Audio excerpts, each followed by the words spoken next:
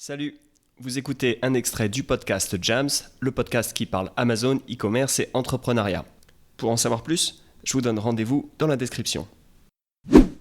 Comment évaluer ces taux de conversion? Et surtout, la question que vous vous posez sûrement, c'est qu'est-ce que c'est qu'un bon taux de conversion sur Amazon? À partir de quand est-ce que je peux me dire que j'ai un taux de conversion qui tient la route sur mes fiches produits?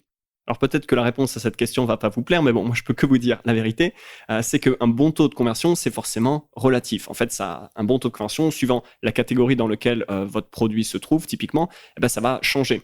C'est-à-dire que au niveau du taux de conversion, il y a des facteurs qui dépendent de vous, typiquement la qualité de votre fiche produit, on va parler de tout ça dans la suite, mais il y a aussi des facteurs qui ne dépendent pas de vous. Donc typiquement, le niveau de compétition dans la catégorie, le prix des concurrents, la saisonnalité, etc. Tout ça, ce sont des facteurs qui vont jouer sur votre taux de conversion, c'est-à-dire si vous vendez à 100 votre produit et que toute la compétition vend à 50 ou à 150, forcément votre taux de conversion ne va pas être le même puisque les clients d'Amazon regardent toute une série de fiches produits avant de prendre une décision. Amazon met en compétition beaucoup de fiches produits, donc l'environnement compétitif va forcément jouer sur le nombre de personnes qui décident finalement de choisir votre produit et donc votre taux de conversion. Donc on pourrait dire qu'il y a des facteurs, des choses qui dépendent de vous et des facteurs externes, des choses qui ne dépendent pas de vous.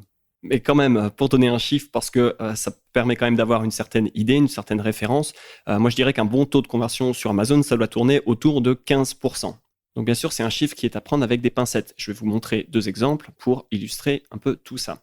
Donc imaginons que vous allez dans Seller Central, vous allez regarder sur une plage de date les 3 dernières semaines votre asine favori et vous vous rendez compte que vous avez un taux de conversion qui est à 50%. C'est vraiment top, vous vous dites je convertis une personne sur 2, je suis vraiment très très fort. Mais dans ces cas-là, il faudrait bien faire attention à regarder le nombre de sessions.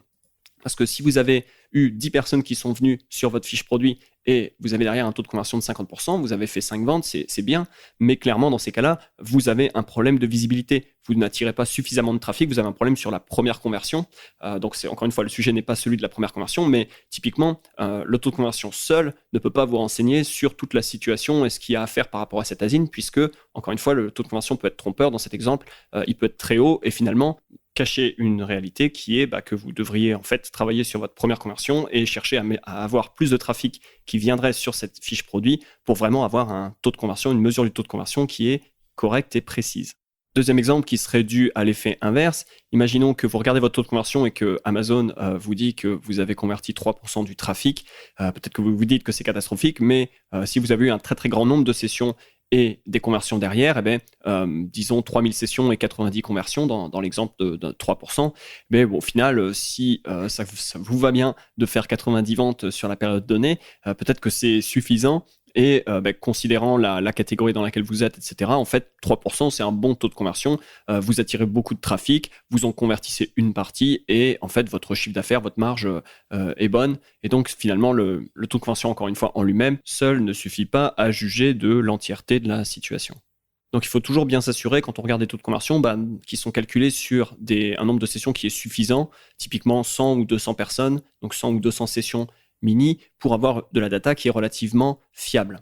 Avec l'idée que si vous avez eu 10 personnes qui sont venues sur votre fiche produit, que vous avez eu une vente, vous avez un taux de conversion de 10%, mais peut-être que ça s'est joué à rien, qu'il y ait une deuxième personne qui fasse un achat, et donc que vous soyez à 20%, ou ça s'est joué à pas grand-chose, que cette première personne n'achète pas, et que finalement vous vous retrouviez avec un taux de conversion à 0, et donc on est vraiment pas dans de la statistique, on est dans de l'anecdotique. Et bien sûr, quand vous voulez regarder un taux de conversion, vous êtes dans une approche statistique. Donc, il faut avoir un nombre suffisant de sessions, encore une fois, 100 à 200 sessions minimum pour pouvoir vraiment juger de la qualité de votre taux de conversion. Et donc, si vous avez des petits listings, si vous n'avez pas beaucoup de visibilité encore, la solution, c'est tout simplement de d'étendre la plage de temps et donc de regarder des plages de temps plus longues et donc de regarder le comportement de plus de visiteurs pour vraiment, encore une fois, avoir de la data qui est actionnable, c'est-à-dire qui représente quelque chose et pas juste du bruit ou des ventes sporadiques qui sont arrivées ici et là un petit peu par hasard. À ce propos, si vous regardez vos conversions d'une semaine à l'autre, il faut faire attention à une chose, c'est que au cours du mois, il y a des semaines qui sont toujours meilleures d'un point de vue des ventes que d'autres. Typiquement, la troisième semaine, la quatrième semaine du mois, c'est toujours des semaines qui sont un peu plus lentes en termes de ventes. La raison étant que les gens attendent leur paye pour avoir de l'argent et faire des achats. Et donc, en semaine 3, c'est typiquement la semaine dans laquelle la précédente paye commence à à être loin et la nouvelle paie n'est pas près d'arriver et donc les gens ont un petit peu moins d'argent. Donc si vous regardez les taux de conversion semaine après semaine, il faut vous attendre à des variations qui peuvent être parfois importantes. Et encore une fois, on est sur un facteur qui est externe puisque ça ne dépend pas de la qualité de votre fiche produit, ça ne dépend pas de vous. Donc dans ces cas-là, faire en fait un suivi mensuel également du taux de conversion, ça va vous permettre de lisser ce genre de variations hebdomadaires. D'une manière générale, si vous avez un taux de conversion qui est relativement établi pour une fiche produit, ce que vous voulez regarder en mettant en place un suivi, c'est chercher à détecter des variations importantes de votre taux de conversion. Alors bien sûr, vous voulez créer des variations vers le haut, c'est-à-dire augmenter votre taux de conversion parce que ça va dans le bon sens, mais vous voulez aussi surveiller des chutes qui seraient arrivées au niveau du taux de conversion et de là comprendre ce qui s'est passé et bien sûr agir pour rétablir la situation.